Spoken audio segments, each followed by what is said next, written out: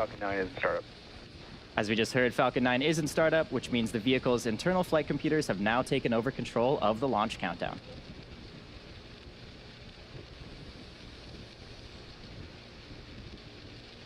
SpaceX launch director, go for launch. And there we go, folks. With the final go for launch from our launch director, all systems are go for launch of Falcon 9 with the Galaxy 37 Horizons 4 satellite. 30 seconds.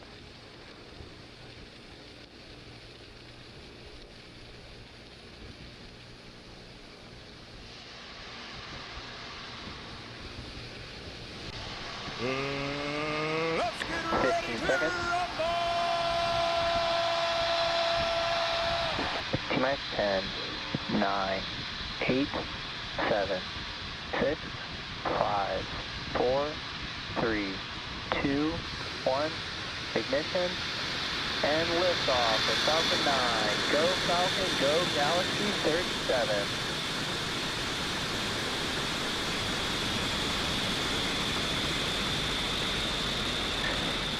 Vehicles pitching downrange.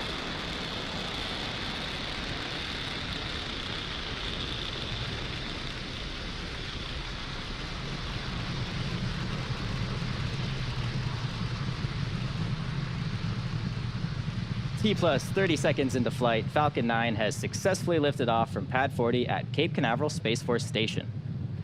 During ascent, we'll tilt the engines in a technical term called gimbaling, and that will turn the rocket horizontally in what we call a gravity turn.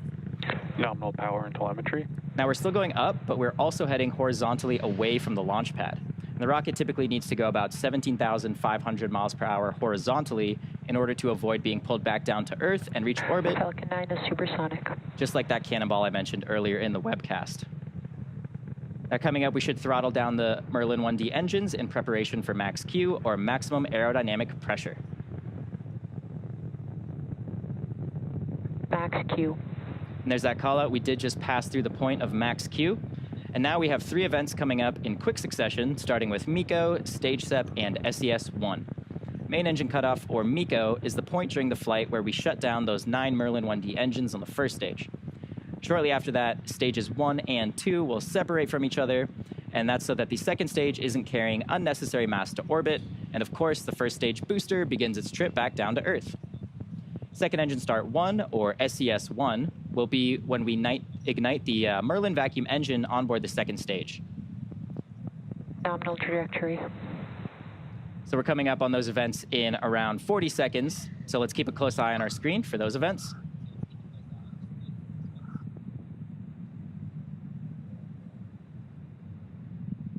Getting some great views of the ascent of the first stage here. You can see the plume of the rocket is expanding as the surrounding atmospheric pressure decreases.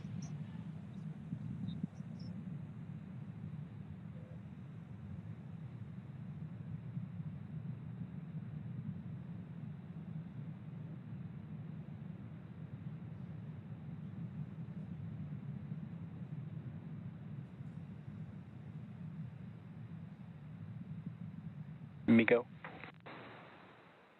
Stage separation confirmed.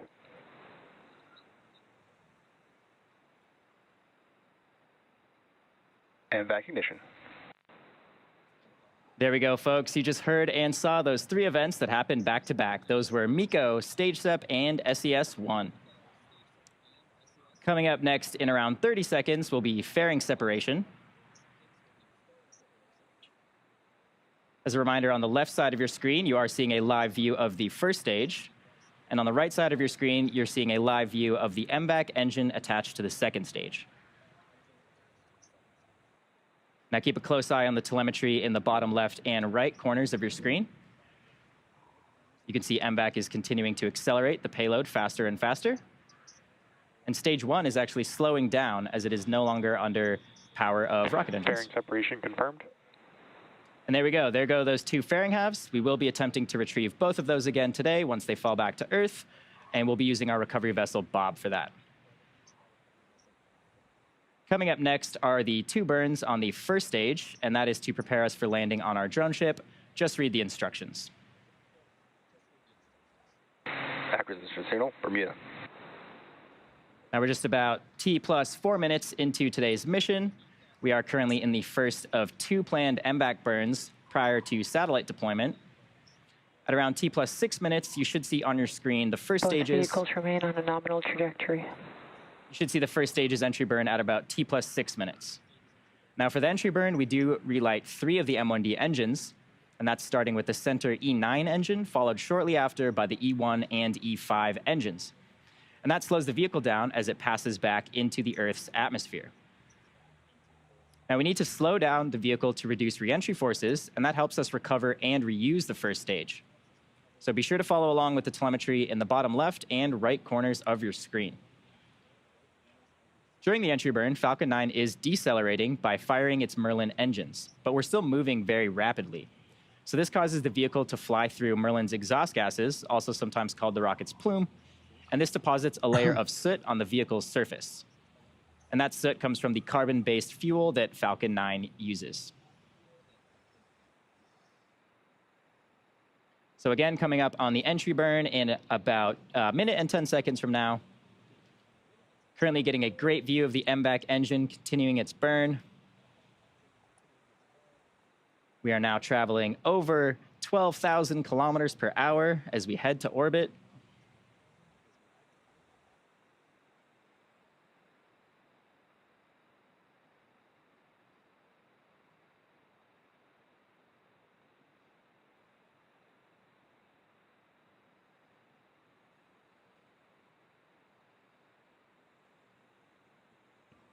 You can see that beautiful orange glow of the MVAC nozzle extension.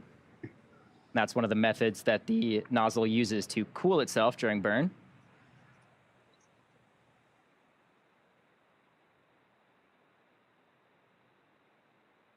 Again, on the left side of your screen is a view of the first stage. Should be starting up for the entry burn in just around 15 seconds.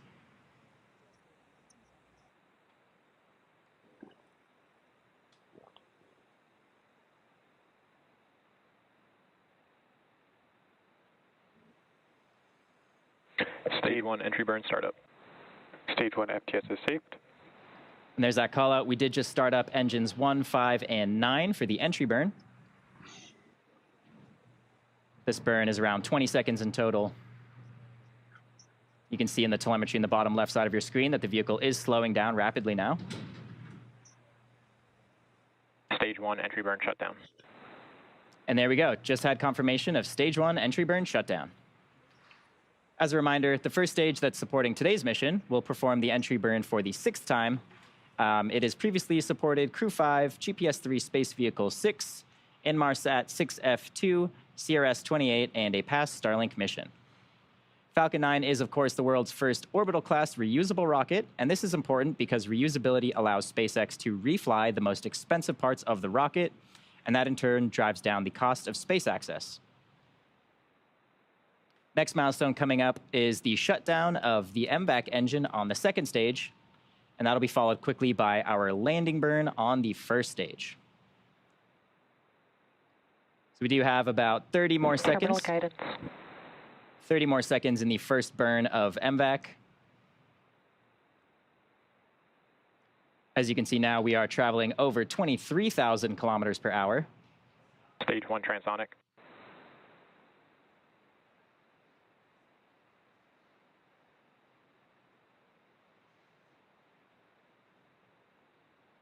Stage 2 FTS is saved.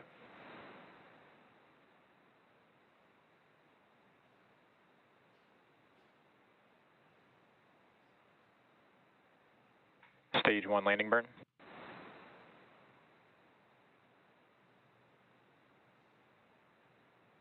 MVAC shutdown. There's SECO 1. We're just waiting confirmation of a good orbit and a stage 1 landing. Nominal orbit insertion. There we go. Great news there. Confirmation of a good orbit. Stage 1 landing leg deploy.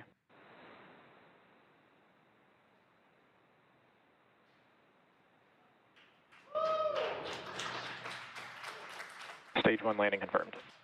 There you have it, folks. Expected loss of signal, Cape. That landing marks SpaceX's 213th recovery of an orbital-class rocket, and that includes first stage landings for Falcon 9 and Falcon Heavy missions.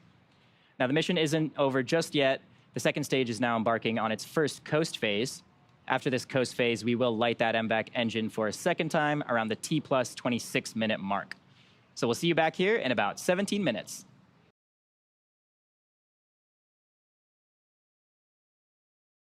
Welcome back to the SpaceX webcast. Tonight's Falcon 9 mission is carrying the Galaxy 37 Horizons 4 satellite to space. We've had a nominal mission so far. Falcon 9 launched on time at 1 o'clock a.m. Eastern Time from Space Launch Complex 40.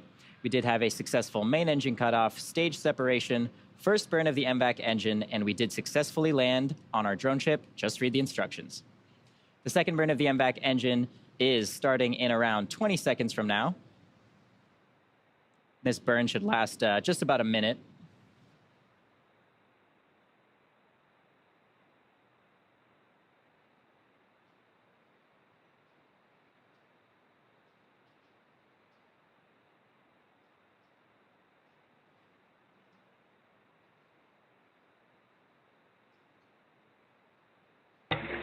MVAC ignition. And as you just heard and can see on your screen, we did just start up that MVAC engine. This is the second of 2 planned burns for the MVAC engine today. And again, this burn should last just about a minute. Now, today's mission is what we call a GTO, or geostationary transfer orbit. The current burn is putting the high end of the orbit at an altitude of about 35,000 kilometers or 22,000 miles. And the spacecraft will do the rest of the work to put the other side of the orbit at the same altitude. And at that point, it'll be in a geostationary orbit.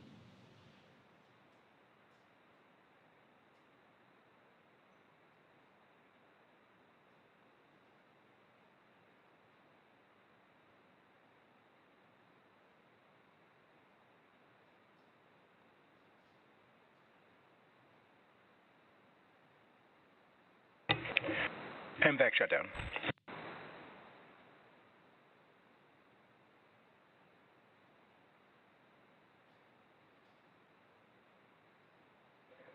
Nominal payload insertion orbit. Great news there. Just had confirmation of a good orbit on the second burn. The payload is still attached to the Falcon 9 second stage, and deployment is scheduled in just about 4 minutes from now. So while we wait for that, let's sit back and enjoy the views.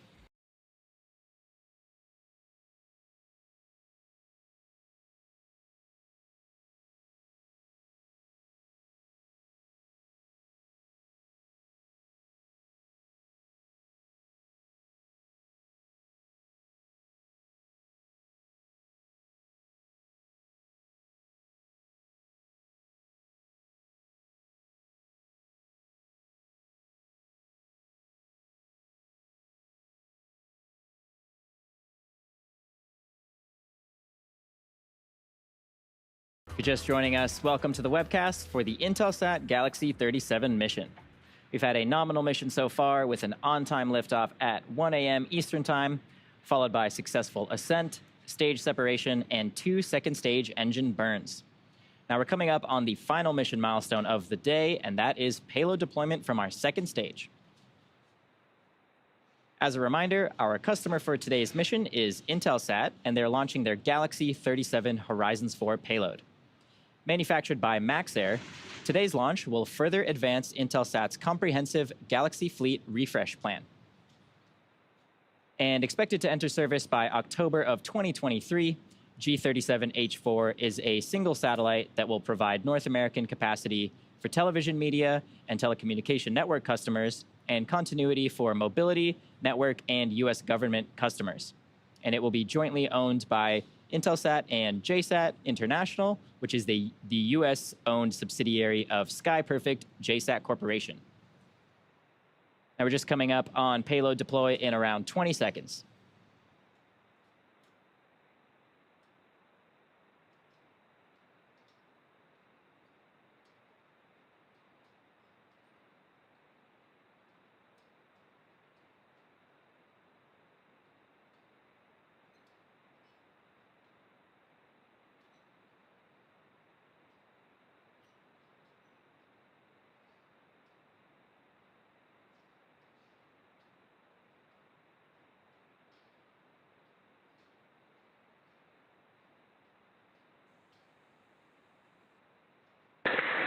Galaxy 37 spacecraft separation confirmed. There we go, folks. With that confirmation of successful payload deployment, that will end our coverage of the Intelsat Galaxy 37 mission. All of us here at SpaceX want to give a big thank you to our customer Intelsat for entrusting us with today's mission. We also want to give a big shout out to the Range and Federal Aviation Administration for supporting today's launch. Today's flight concludes SpaceX's 251st overall mission to date and our 52nd launch of 2023. And of course, thank you to all of our viewers for tuning in. I hope you enjoy the rest of your evening, and we will see you again soon.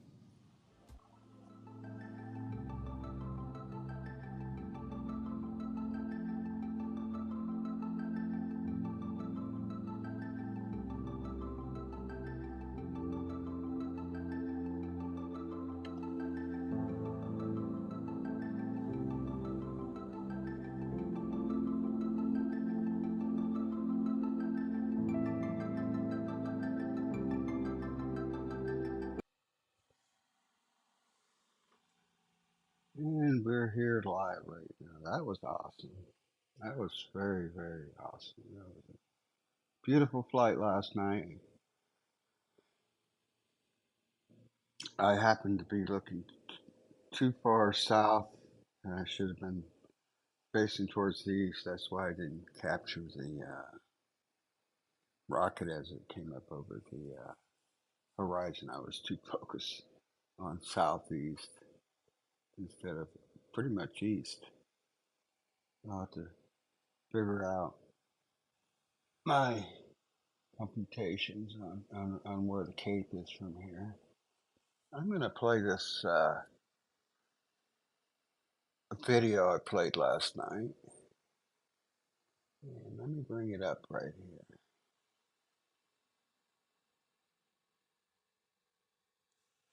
And I'll leave it up there for about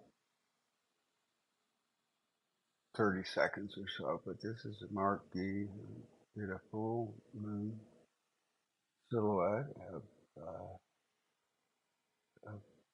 he planned this, the rising of the moon, and people who are at a distance about a mile and a quarter away, and he did all his figuring out